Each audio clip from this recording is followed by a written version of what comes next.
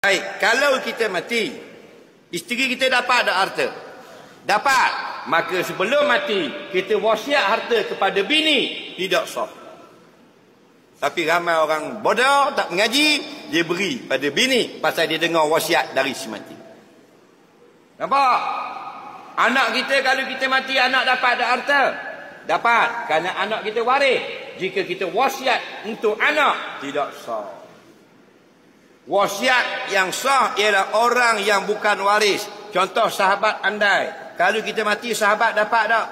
Tak dapat. Kita wasiat. Kalau aku mati, ambil 1,000 duit ayah, beri pada sahabat ayah yang duduk di Sentul nama Cik Mat tu. Baru sah. Nampak? Yang tak sah, gini. Kalau ayah mati, rumah yang di Ampang tu, bagilah dekat makmu. Faham?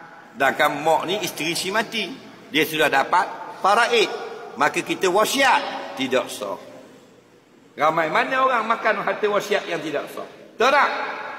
Kenapa? Nabi kata la wasiyata lil waris, tidak boleh wasiat kepada waris.